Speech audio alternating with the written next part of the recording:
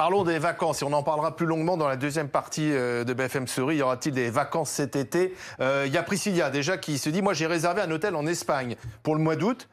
Ai-je la possibilité d'exiger dès maintenant un remboursement au vu bien sûr de cette situation ?» Et rappelons qu'Édouard Philippe hier a plutôt déconseillé de réserver à l'étranger cet été. Oui, vous avez le droit de vous faire rembourser si votre réservation d'hôtel, d'excursion, de location de voiture se tient avant le 15 septembre, même si c'est vous qui décidez d'annuler, alors que vous auriez pu quand même le faire si c'est par exemple en France. On a posé la question à Raphaël Bartholomé de l'UFC Que Choisir. Il nous a renvoyé vers cette ordonnance du 25 mars 2020. La date est importante parce que si vous devez contester envers un prestataire qui refuse de vous rembourser, vous pouvez citer cette ordonnance.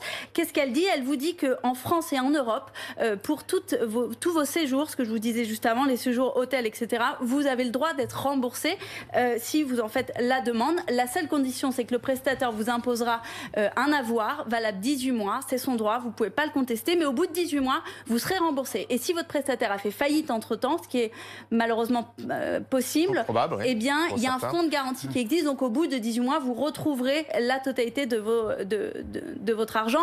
En revanche, ça concerne que ce que je vous disais, les séjours pour les vols secs. Là, c'est une autre application de la loi. Et là, les compagnies aériennes, si elles annulent vos vols, elles ont pour obligation de vous rembourser si vous refusez l'avoir. Et c'est important de le dire parce qu'actuellement, beaucoup de compagnies aériennes ne jouent pas le jeu, imposent des avoirs et refusent les remboursements. Sauf que c'est compliqué pour les personnes. Air France, par exemple, propose plutôt un avoir. Le problème, c'est qu'il n'y a pas de fonds de garantie pour les avions. Donc, si les compagnies aériennes font faillite dans les 18 mois, le consommateur n'a pas la possibilité de retrouver son argent.